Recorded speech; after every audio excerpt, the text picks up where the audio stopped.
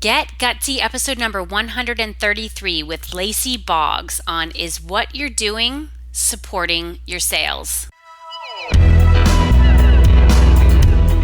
Welcome to Get Gutsy. I'm your host, Jenny Fennig, and I am so excited to be on this journey with you. A cutting-edge show blending business and spirituality, Get Gutsy serves up a potent blend of stories, lessons, and tips to help you make a massive impact in the world through your soul's work and your inspired life. No more going it alone, no more excuses. The world needs more brave women saying yes to leadership. Are you with me? Good. Let's get gutsy now. Hey there, everybody. Jenny here. What's up? So pumped to be with you for another episode of Get Gutsy. Listen, I am pre-recording this intro because when this goes live, I am on a cruise ship.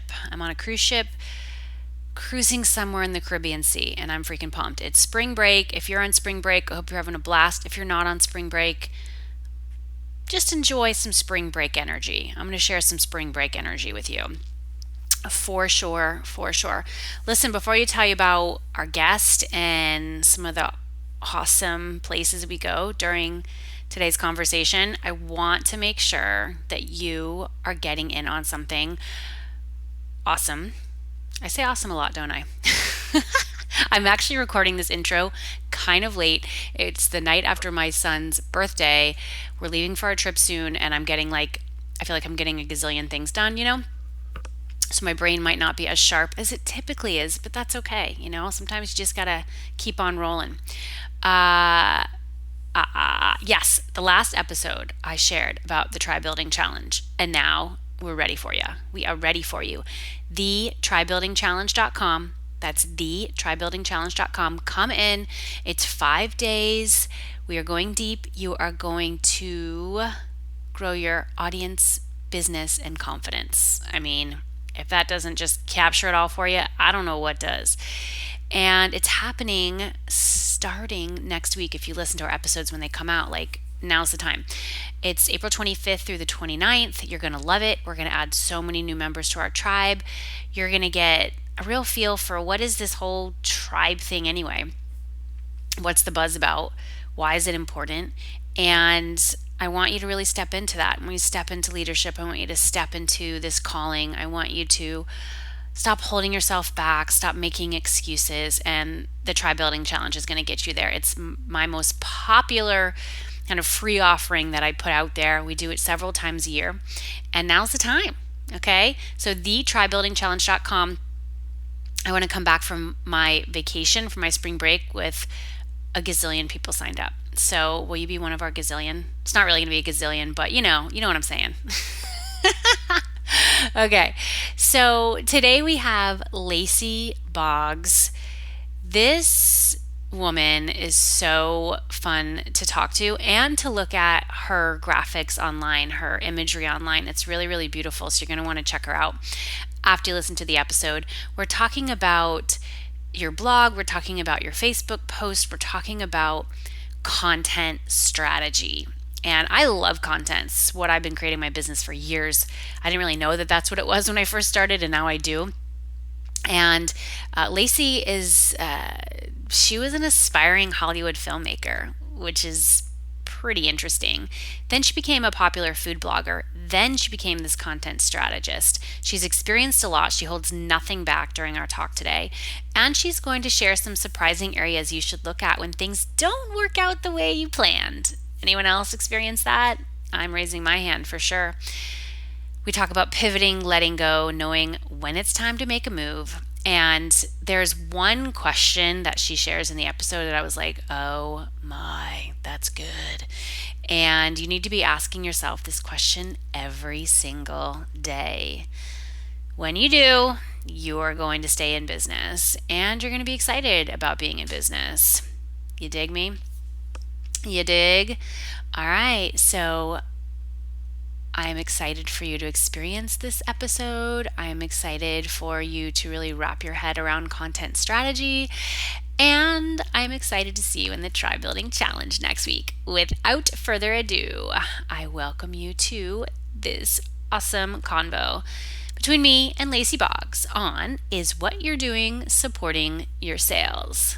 Oh my gosh, guys, welcome back to another episode of Get Gutsy. I'm so excited because we have a gal on the show today who I really crush online. I'm like, oh, what is her deal? Because her photos are so magnetic, just this image, this vibe, this energy that she puts out with her work, I feel like it's just very refreshing and irreverent. And so I'm excited to go deep in our conversation today, better get to know her, and to give you a seat at the table so you can listen to what is sure to be a captivating discussion. So let me tell you more about her. Her name is Lacy Boggs. She's amazing, and let's dive in. Let me ask you a couple questions, listeners, and this is the great entryway into who Lacy is and really what we're going to be talking about today.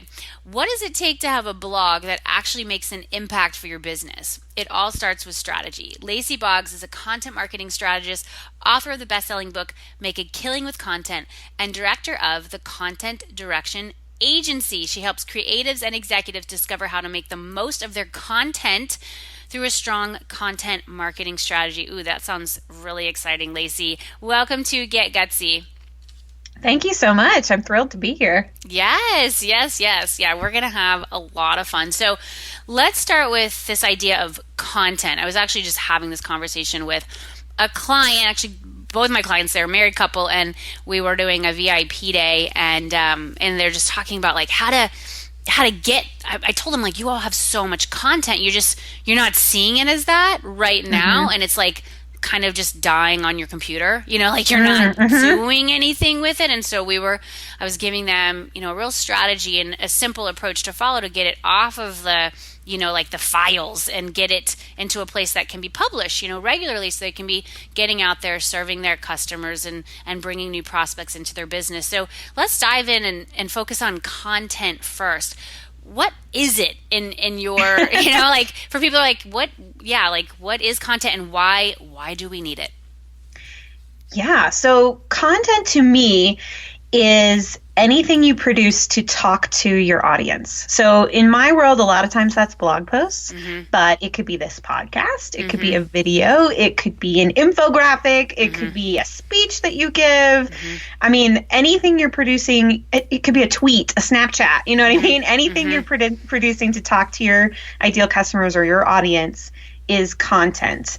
And usually I draw the distinction, like, the difference between content and copy is sometimes blurry, but copy is like the static stuff on your website, your about page, your work with me page, and content tends to be the stuff that's more dynamic, the stuff you produce more regularly and that changes and is evolving all the time with you. So yeah, that's how I define content. A lot of times when I talk about it on my site, I say blogging, but it works for everything. All those types of things. Okay, so blogging, podcasts, would you even consider like social media posts, like really epic, Absolutely. Right? Like stuff we put up on Facebook and our graphics and things that really is promoting that conversation, that connection with our audience.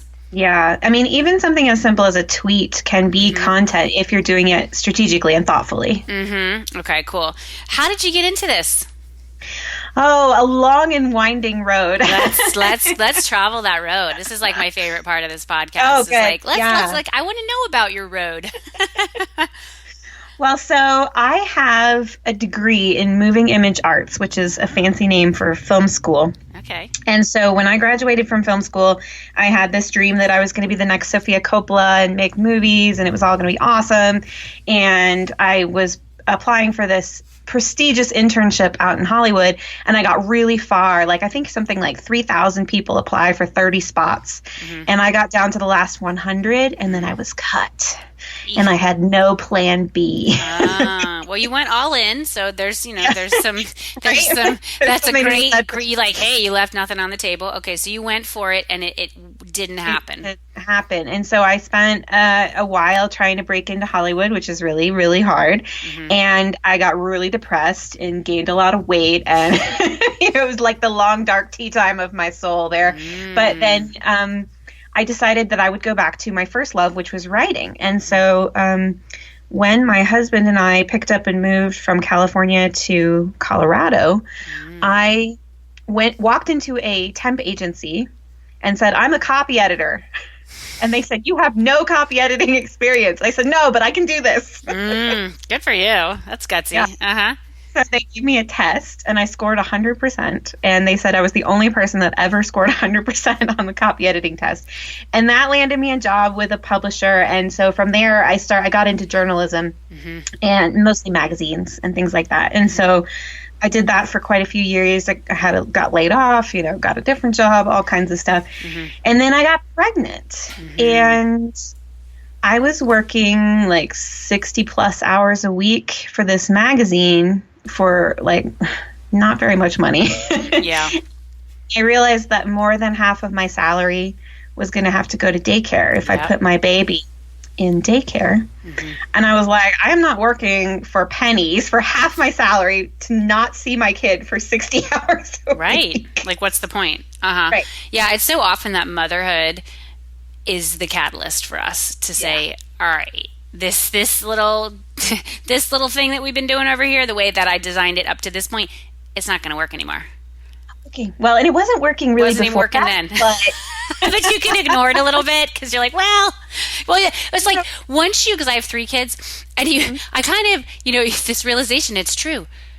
You have to pay to even leave your house without your kids. You know what I mean? You have to pay to work. You're paying to work. If they're being cared for by somebody else, and if you go out with your, significant other and you have a babysitter, you're paying for that if you don't have grandparents or something like that. So it's a humbling realization.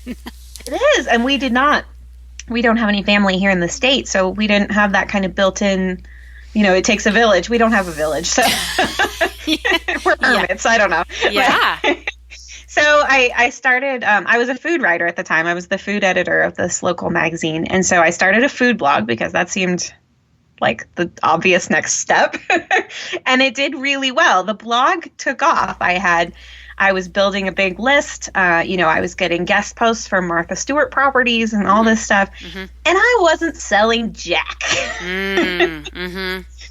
So I realized I needed to pivot if I wanted to make any money. And I said, well, I'm pretty good at this blogging thing. Maybe somebody would pay me to do that. And turns out, yes, they will. So I started as a ghost blogger, and then the rest, as they say, is history. So what's ghost blogger? Tell me more about that. Yeah. So basically, and we still offer this service. It's when someone is writing your blog for you as you. So I started out writing for people like us, small business owners, solopreneurs, doing their blog posts for them. I like it. Ooh, that's awesome. Okay, so you were writing as them, and so it was like you went from writing your own blogs for the food blog, but that wasn't paying. People were reading, but you didn't figure out the model to actually get people to pay you for that, or to have that business be self-supporting, self-sustaining. And so you said, well, let me just blog for somebody else as that person, and they'll pay me to do that because you really loved writing. And so that launched you into your next career. Right. And so along the way, because I'm a perennial student, I took it upon myself to learn as much as I could about content strategy, because I wanted to give my clients, the best bang for their buck. If they're hiring me to write for them, I should know what the heck I'm doing, right? So I spent thousands of dollars and hundreds of hours studying content marketing. And so that's why I'm now more in the strategy space. So I really help people strategize their content marketing and make the most of it, Tell us some of your top tips around content strategy for our listeners who are they get it now. Okay, I get what content is and what copy is, and they're realizing, well, I do have some content. I've been doing Facebook Lives, and maybe I have a podcast, or I'm pretty consistent about being out there on the social media channels that they have chosen to hang out on and serve on. Where can we move into our collective next level and wrap our heads around content strategy? Teach us, Lacy. Yes. Okay. So this is my soapbox. So I love this sort of stuff. So my first question to people is always, is what you're doing supporting your sales? And, 9 times out of 10, the answer is either no or I don't know. And that's okay. So if that's your answer, that's okay. But where we want to move to is doing things strategically so that we're when we're spending time creating content for our audience, it's actually moving the needle and influencing our sales down the line. So, we've all heard about sales funnels. I was just stalking your website and I saw you were talking to Michelle Warner recently. Yeah. And so she talked all about sales funnels, I know. Yes. And I think of the very, very, very top, the widest part of your funnel is where your content is. But if it's not doing anything to move people into the funnel, it can be a waste of time. Got it. Got it. Yeah, that's huge. So is what you're doing supporting your sales? And for most people, when they ask that question, it's like, no. And so what can we do to move to a yes? Yeah, so it's really just about seeing everything as being interconnected. So it's kind of like a web or an ecosystem, or sometimes people talk about it being the spokes of a wheel, or whatever metaphor, whatever picture you like to think about. The idea is that you are seeding people with the information they're going to need to move further down your funnel. So I a lot of times talk about customer perspective spectrum or customer awareness spectrum. And so you want to take people from being totally unaware and educating them little by little about what you do or the problem you solve or how your solution is better or different, so that they can move into the buying portion of the funnel. And that's what content's function should be, is moving people along that awareness spectrum so that they're ready to buy. Okay, love this. What are some things that you've learned that you teach your clients, your people, about getting prospects ready to buy? Are there certain ways that we can communicate, certain points we need to touch on, to get our prospects to know us, to like us, to trust us? Like, especially for our listeners who might be newer into this whole business journey, or who are really great at their thing, but the business piece feels like, what am I doing here? What are some of those strategies or those tips that we can use to get our prospects to move into that land of the buyer? So I think one of the best things you can do is kind of figure out what questions people are asking when they come to you and when they find you, because the questions that they're asking will determine where they're at on that customer awareness spectrum, and that'll help you figure out what kind of content will reach them, right? So an example I always use is, like, if you're a weight loss coach and you know that for your method, women need to get their hormones right in order to lose weight, right? Well, 9 times out of 10, women are not going to be Googling necessarily, get my hormones right to lose weight. They just want to lose weight, right? That's the problem they're looking to solve. You have a slightly different solution. And I think this would be true for a lot of coaches too, where people come to you with one problem, but really they have a slightly different problem that you understand better than they do. So you have to go through that education process, right? So you have to meet people where they are and then move them through. So in my weight loss example, I might write blog posts that are like, why carb restriction is not the answer. And then educate people, because if they're looking for lose weight, low carb or something like that, they might land on that blog post, and then you're educating them and saying, no, you don't have to give up bread. And this is not nutritional advice. I have no idea. This is just my example. Making it up. It's a good example. So you're educating them and moving them along. And sometimes for coaches, it might be more about inspiration, right? It might be less about, I'm going to teach you how to do it, but more about, I'm going to inspire you that it's possible. You want to hit that desire button really hard. So maybe that is case studies. Maybe it's examples of people you've worked with. You can change names and details if they don't want to be all over your blog.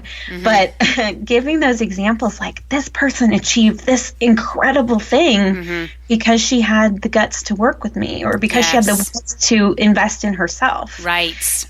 And those sorts of posts are incredibly powerful. And that's a really good place to then ask them to do whatever the first step of your funnel is. So if that's get on my mailing list, if that's come to a webinar, we're not putting a big old buy now button in your blog post. That doesn't work very well. And it might be hop on a 15-minute free call with me, or whatever your funnel looks like. Right. That's awesome. What's really working now in terms of getting the blogs out there, getting your post read. I've been in this whole online marketing, online business, like coaching realm. I started as a coach in 2008, but really got into the online space in late 2009. Was like, oh wait, hold on, there's this whole world out there. And so it feels like it's been a lifetime because I've seen a lot. I've seen people come and go. I've seen, strategies work and then fall away. I've seen, things, they're on the scene and then you forgot about them, And so now with so much happening online, there's so much noise. Are they still like just searching for blogs? What does somebody need to do now? Like they say they've written a post. They don't have a lot of people on their list yet. It's not like they have a huge readership, but they wanted to get it out there. How can they get more eyeballs on their work? This is a great question, and this is a question that everybody has. So I think the first thing to do is to make sure you have a system of promotion in place. So that would be just as simple as a checklist of things you do every single time you post a blog. So it might be, I'm going to share this on Facebook. I'm going to share it in these groups I belong to. I'm going to tweet it out, very simple things, but things you do every single time without fail. Beyond that, I think promotion these days, especially for people like us who are probably never going to hit page 1 of Google search results, unless we get really lucky, is about connections. It's about relationships, and it's about leveraging those relationships and connections. So it's not sexy because it's hard. But the best thing you can do is start making relationships and partnerships with people who are in a similar space to you, but maybe not a direct competitor. And then really reaching out. When you have something great, you reach out to them and say, hey, I wrote this post. I think your audience would be really interested in it. It would be doing me a solid if you would tweet it out. I mean, that's literally how I would go about it. If I was building something from scratch, I would make a list of 100 people, and I wouldn't hit all 100 every single blog post, but I would work through that list and just start reaching out. Who's an influencer in my space? Who has a bigger audience than I do in a slightly different niche, but reaching the same people I want to reach? How do I get in front of their audience? Yeah, I like that. Those are some good tips. And that's free. That's free it's to free. do. You didn't mention Facebook ads, although that's definitely something that we can utilize as well. But this is, like you said, those relationships and partnerships is going to take time, courage to put yourself out there, knowing that some people will say no, they won't respond at all, and then others will say yes. It just is like I always say to my people, you got to go through the no's to get to the yeses. And business is about being courageous and risking rejection, because the root of it is like, why are you doing your work in the first place? Why does this matter to you? And if you have a message that you feel like is going to change lives, which I assume most people listening to this do, because y'all are awesome, then it is worth the effort to get it out there and change those lives, I think. Yeah. You mentioned Facebook ads, and that's a really good point. If you have the budget for that, and it doesn't have to be a big budget, it can be a small budget, it actually works very well to send traffic to a blog post that has a content upgrade, which is an opt-in specific to that blog post. So if you, it doesn't work super great. It's pretty expensive to send cold traffic to like a sales page or just a random opt-in page. But if you have a piece of really great content, and then at the end you say, oh, and by the way, if you like the worksheet that goes with this, click here. That actually works very well, and you can get some fairly inexpensive leads that way through Facebook ads. Yeah, my understanding around that is that Facebook likes that we're sharing content versus like a straight up just like opt-in page, or obviously a sales page for a paid program. And so Facebook wants to be a place where we share news and information, and that it's not just like a place where you feel like you're at the mall and you're getting sold to, all the time, which it can feel like that. You're getting served up ads too, and Facebook is allowed to make money, and that I've invested with Facebook ads, and so I have some experience around this to know. But I like what you said about the content upgrade. And so for those who want to go with that route, even just doing it and then still reaching out to the industry leaders to share that post, and you want to do a content upgrade, like what would make a good content upgrade? When you say, like, if you want the worksheet that goes with this, just a simple like 1-page PDF, give some ideas around that. Yeah. So I actually have a blog post where I explore, like, I decided there were like 4 types, which I can give you the link to, Jenny. And then, but yeah, it can be super simple. It should be something that's directly related to the piece of content they're reading. Okay. So that it's a logical next step. Right. So if you're reading, if you have a how-to, you might have like, okay, and here's the checklist, and you can print it off and just use it. So it's the logical next step where they're like, of course I want that. And it should be something small that they can consume and or take action on in about 10 minutes or less. So a lot of times, I know for myself and a lot of my clients, and probably yours too, like we have this tendency to overgive. We want to one of my first lead magnets was this gorgeously designed, beautiful 40-page ebook. It was like all this stuff, and it didn't convert that well. Right. Yeah. Like it was full of value, but nobody really wanted it because who has time to read a 40-page ebook? Right. When I switched my main opt-in to a single-page perfect blog post template, my opt-ins went sky high, went through the roof. Yeah. Oh, it just goes to show, like, yeah, people want simple, they want quick, they want easy. Like simple, quick, and easy.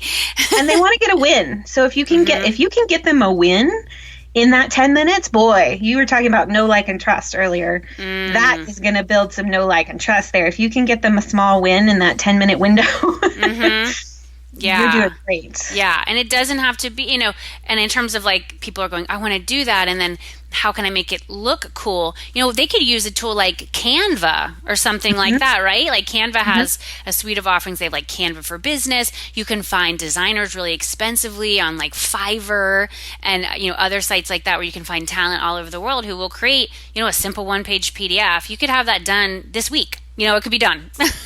I mean, I'm going to give you a little tip here. Most of mine, I create in Google Docs. I put my logo in it. I use my fonts and I say create PDF, and there it is. So you can do that. Okay, that's an awesome tip. So you can do that in Google it's Docs. Really simple. And then once you finish it, you say create PDF, and then it becomes like, a standalone file as the PDF. And then sometimes if I want them to be able to fill it in, because if you do that, create PDF, they can't type in it. That would be just for a printable. Okay. If I want them to be able to fill it in, sometimes I'll just share the Google Doc as a read only, so they can make a copy and type in it. Ooh, I like that. Okay, cool. Yeah, this is like super cheap and simple, easy. Down and dirty. Share the Google Doc so they can fill it in, and you have your logo, and you just use the the fonts that you use for your business, and you're done. It's like done. Okay, you guys, you can have that done today. Go ahead and do it. Go ahead and do it, and just go for it.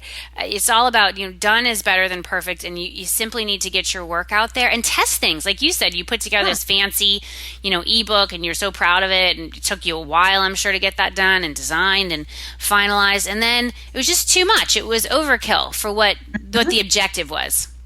Yeah, for sure. And content upgrades are a wonderful way to test things, because if you can see from, your mail, whatever your mail program is that you're using, like that 85 people opted into this one and only 10 opted into this one. Well, that tells you that more people are interested in that first one, and you can do almost like market research just by what are people most interested in, what are they most interested in downloading. If they download a 1-page worksheet, well, maybe they'd be interested in some deeper training on that. Maybe they'd be interested in paying for it. Right.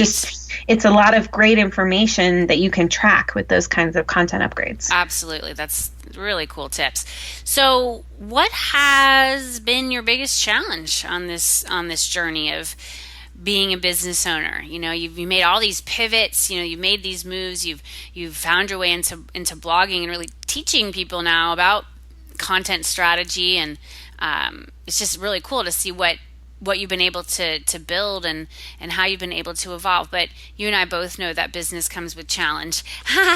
Like that's just it. And sometimes we think, this is me a home run. Like I just put this out there. This is it. And then boom, it's like we strike out, and it's humbling. So how have you handled that? And just talk to us about what that biggest challenge has been for you, and just how you deal. That's a great question. I think probably my biggest challenge in business overall is fighting imposter syndrome. I have a lot of that. And, you were talking at the very beginning about my branding and my photos, and it was such a leap for me to do that because I was originally the ghost blogger, and there was literally not a picture of me anywhere on my website. Like, you were a ghost. You went from a ghost to like out there, like 4-dimensional, 6-dimensional. Yeah, I did like overnight, and that was challenging for my poor little psyche. And I still, although I have grown into that and feel much more confident, like actually doing that gave me a lot of confidence in a lot of ways. But I still have this. Well, who am I to tell people, who am I to tell people how to do their blogging?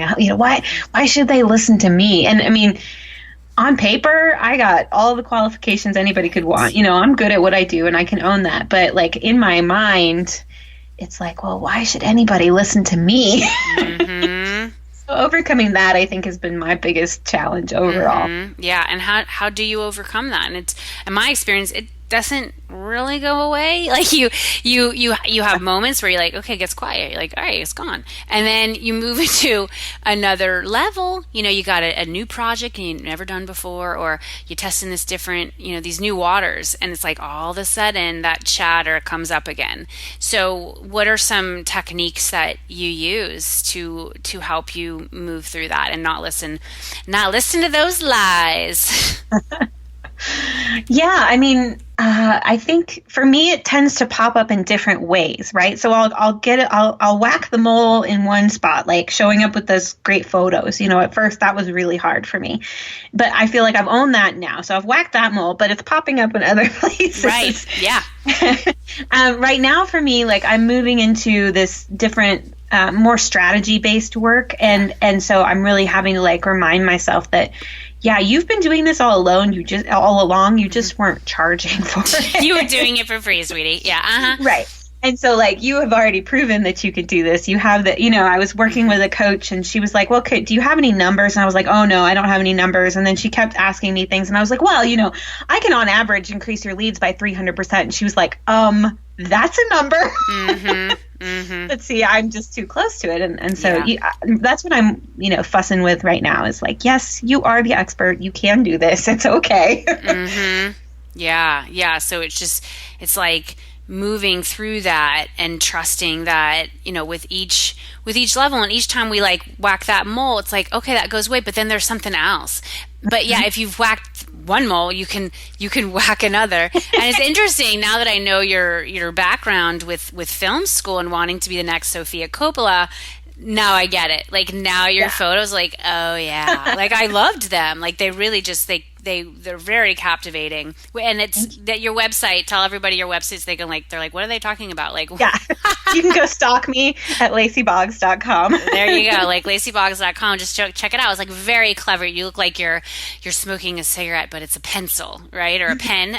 It's a pencil, right? Yeah, it's a pencil. Yeah. Okay, yeah. It's like super hip, and you take me back to another time period. And now that I know again, like your background with film school and just like that type of imagery, and it makes me feel something, and how you were able to translate that. But it's such a great example of, what, things don't always work out the way that we thought. Like you wanted to get that, that big, the internship, right? Like as that film student, you almost got it. Like you were super close, but you didn't. It was like, not everybody's going to get it.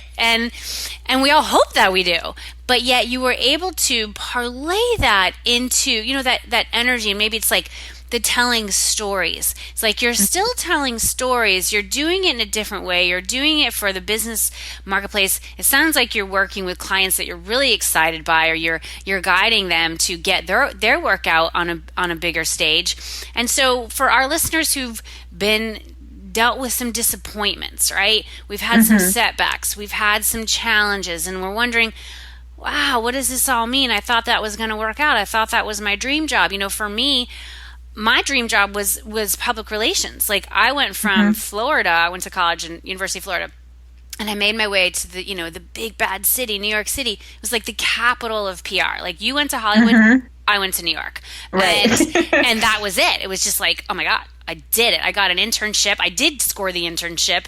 It was like one of 8, maybe there were 10 of us that summer. Like, And it was a big agency, and I was picked to be one of their interns. And it was right before my senior year, and then the same agency hired me back after I graduated. So I did it. Like, I landed the dream, and then you know what happened for me is I realized that it wasn't so dreamy. And it was about 4 years in, and then I had to pivot. And that was a really hard pill to swallow too, because I thought that that was my thing. You know, I majored in public relations. I was the president of the Public Relations Student Society of America. You know, and like we were the largest chapter in the nation. I was like, what do I call myself now if I'm not this? And so sometimes we don't get the gig. Sometimes we do, and then we realize, you know, a few years, months down the road, well, this isn't what I'm meant to do anymore. And so that's also a humbling thing. You have to be really good at pivoting, and it's, you know, that's what I got from this conversation, that you became comfortable with pivoting. Do you have any tips for those who that's like really hard for? It's hard to pivot. Like, was there something you had to say to yourself? You know, how did you shed that layer? Because that's what's required. You have to be willing to shed that skin that you've outgrown. Yeah, it's always hard. I don't think it gets any easier. It just, you get a little better perspective on it maybe, because, you know, thinking back, so I had to do the big film school pivot. That was a big one. I had to have my quarter life crisis and really freak out for a while. And then like my food blog, I thought that was my thing, you know, like that was my identity for a really long time, because I was a food writer. I was and there's so much wrapped up in it in terms of like, I got invited to all the restaurant openings. I got, you know, I was on everybody's list, and I was kind of important in this weird little world, you know. Getting a lot of free meals. Like, a lot of free meals, and, you know, like, people recognize me. Like, I had that weird thing. I was a restaurant reviewer, you know, so like, wow. I had some blue hair at the time, like blue streaks in my hair, and an older restaurant reviewer was like telling me, he was like, "You're gonna have to get rid of that because people are gonna," and I'm like, "Nobody's gonna care." And then I got recognized, and I felt all fancy and whatever, you know.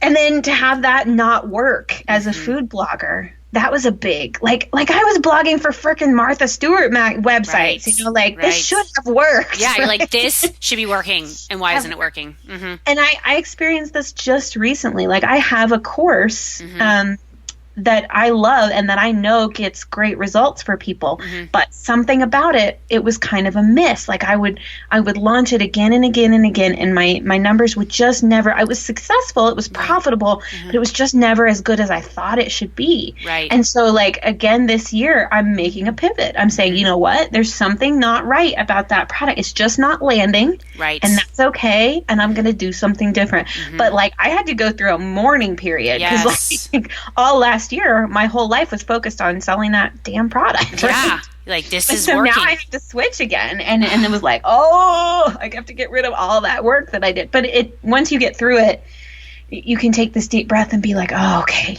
I just needed to, I just needed to start fresh. And for me, I think the key a lot of times has been getting an outside perspective. Be that a coach or a good friend or whatever, because sometimes I'm just too close to it. And I'm also the kind of person that's going to keep pushing and trying to make it work long after I should. Yeah, that's a good point. I'm really glad you bring that up. And I think we have to look at our past tendencies. You know, I know this about myself. I'm very similar to you. And, you know, we can get some pretty interesting data about ourselves when we look at how were we in romantic relationships? Were we holding on? Was it really hard for us to break up with people? Was it hard for us to quit jobs? You know, was it challenging for us to have... Now that you're saying that, like, that's so me. Oh my God, that is me. And, you know, as I've gone through shifts, and let me tell you, your business will bring up all your stuff. It's like all those issues. It's all connected. If you think business is not personal, you're freaking wrong. Now, we have to make business decisions that aren't personal. It's like, this is for the business. I've had to make excruciating decisions. They're so painful, and I'm like, oh my gosh, I just want to avoid this. Can somebody else do it for me? Can it just go away? But that's the thing. You know, that's why business is such a powerful personal development experience, because we're going to have to deal with our stuff. You can't ignore your numbers. You can't ignore if your team doesn't work for you anymore. And what I have learned is what gets you to one level is not what's going to get you to the next level. And so for those of us who are designed to grow and we're really jazzed about that, then we're going to have to embrace that. You know, some people are really pumped to just kind of stay where they are. Like, I'll just stay here forever, like status quo, no growth, like no problem. But that's not me. And I think, growth isn't always financial growth necessarily. Growth can come in many forms. Like we're going to tackle a project that we know is meant for us. Like we know we have to do it, even though we can't necessarily predict the results or the outcome. We just know that we have to do it. Like for me, it was writing my book, my first book a few years back. But it's so important. And I love that you said that. Like we want to hold on. And so for our listeners, like just know how you've rolled in your life, or maybe you've rolled like you have a really hard time with commitment. Like you just hate it. And do you just churn through team members like, one a week? Kind of look at that, because all that stuff's going to follow you. You got to clean your stuff up. You really have to deal with your shit, or else your business is going to be shitty, and you're going to have some stuff in there that starts imploding, and it's okay, it's all doable. And Lacy, this has been really fun to learn how you do it, and I want to congratulate you for seeing that, and for just being like, you know what, I'm complete here. Like this, we're good now, and I'm gonna let it go. What I've found in my when I've had to let things go is they tend to evolve into something else, or maybe they could just go into a different umbrella. Like you just can't see it yet, because like you said, you put so much energy on it, and now it's like, all right, let's just let it go and see what this open space opens up. I think for me too, a lot of times letting it go is frightening, is scary, and so I've you're talking about looking at your past. I can see now that I hang on to things just in case. Yeah. Like an so outfit, like clothes, your closet. Yeah. Like I might wear that like exactly. on Halloween if I really into wearing green. I might need that. So like my food blog still exists, and I still every so often post something to it. I know now that that's definitely not where I'm going to make my money, but it's still kind of there. And like I haven't gotten rid of my course. I'm actually going to do a little promo next week for it, but I'm not putting all of my energy into that space either. Right. So I've really changed where my energy is focused, and I feel so much lighter. Yes, absolutely. And you're a mom. You have how many children do you have?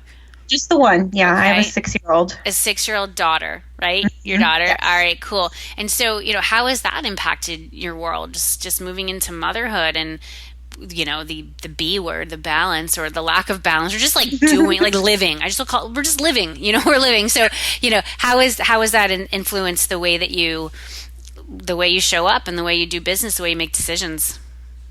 Yeah, so she has been my priority since day one, because the whole idea of me leaving my full-time job was to take care of her. So the business had to support that view of my life, And so I have always, and still to this day, only work about half time, about 20 hours a week.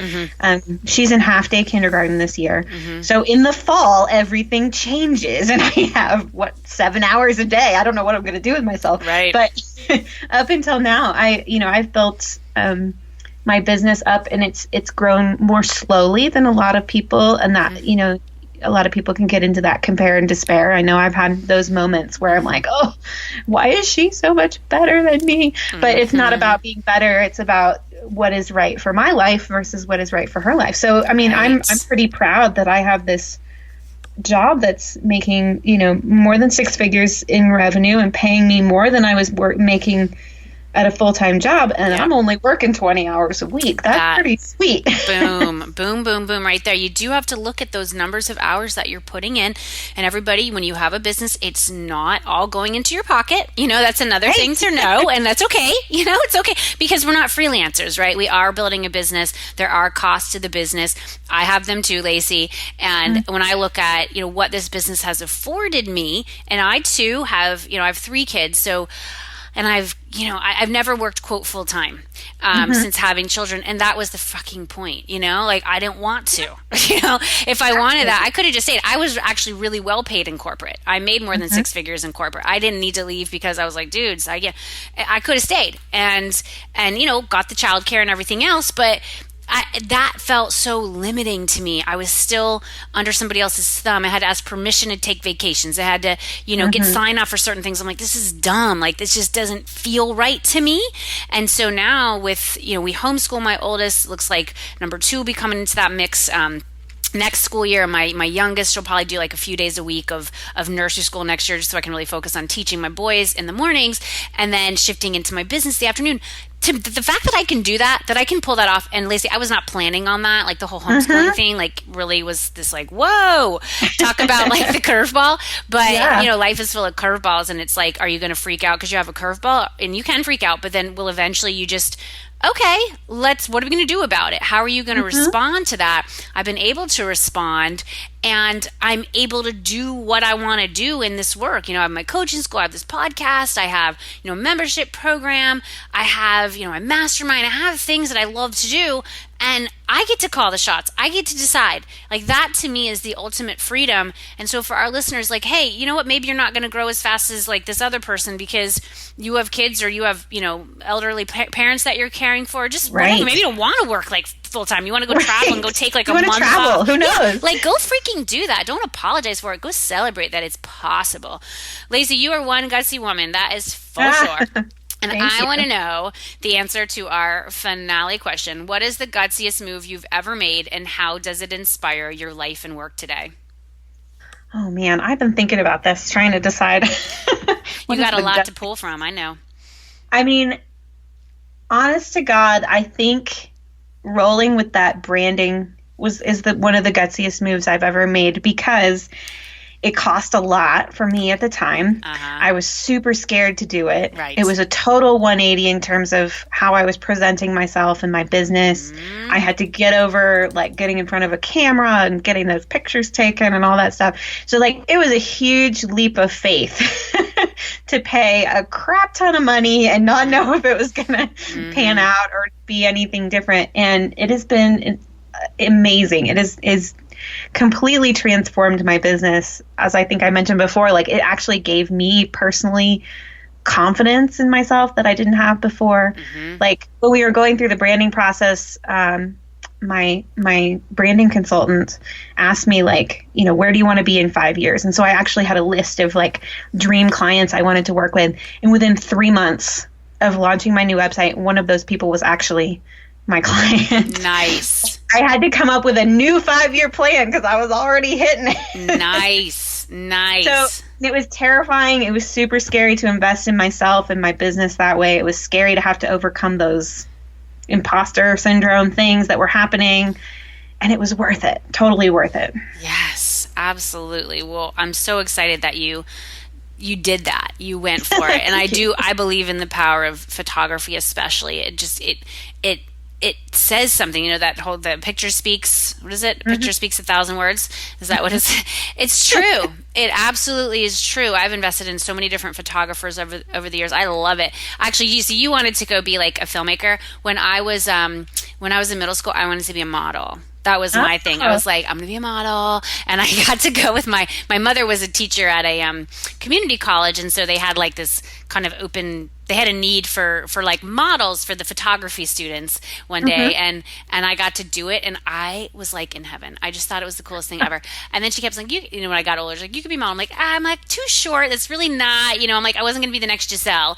But now when I do my pictures, I tap into that. It's like, you can have fun doing that. And so for our listeners who are ripe in need of some new photos, just have fun. Have fun. Don't criticize yourself. Don't look at what's quote wrong with you. Just get in front of that camera, and you want to like put your love out there. Like, what did you do to channel? Because your pictures are really magnificent, Lacy. Like, was there something that you kind of channeled when you were working with the photographer?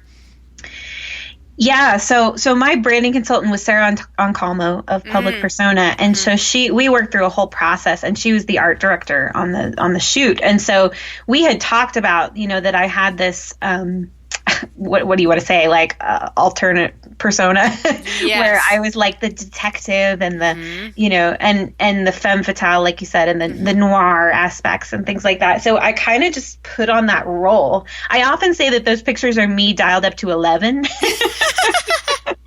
because I don't look like that every day. If we had the camera on right now, you would see. You're a regular woman, but you played a role. Like that was I played a role, and I think that was part of it.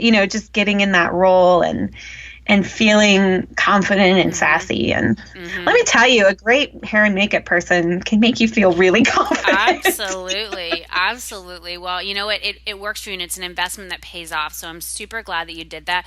Where can people go and find out more about you? We know your website is lacyboggs.com, and that's LACYBOGGS.com. Is that where you're going to send them? Any other place? Yeah, no, that's perfect. And while you're there, if you check out my blog, I also have a free library full of all those worksheets I was talking about. All my content upgrades go into my free library. So lacyboggs.com/library. You opt in once, you get everything. Nice. Yeah, so that's probably the best place to go. Oh my gosh, girl. Well, I'm so happy that we finally got a chance to talk voice to voice because, you know, like keyboard to keyboard is not the same, you know, when we're typing things or when you're seeing somebody's thing online. Yeah. But when you really can have that voice to voice conversation, which is also a great reminder to those of us, especially if we're, you know, selling in or we're serving our clients through higher level coaching and consulting, voice will always be a level above just a written piece of content. Would you agree, Lacy? I know we talk about content, but voice?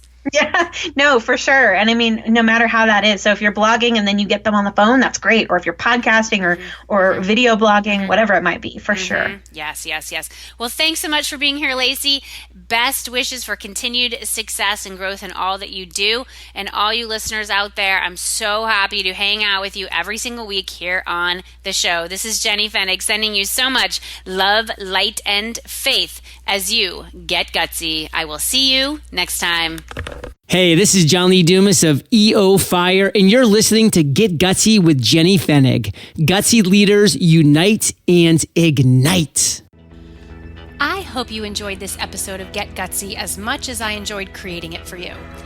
Are you responsible for leading and growing your spiritual business? If so, I have a free tool for you that will help you spread your message like wildfire. It's called the Sacred Marketing Puzzle, and it's a one-page PDF guide that simplifies the often mysterious and confusing world of marketing. When you use sacred marketing tools to amplify your message, you'll provide huge value to your tribe and grow your business. What are you waiting for? Go to jennyfennig.com/puzzle to get yours instantly. That's jennyfennig.com/puzzle. Gutsy leaders, unite.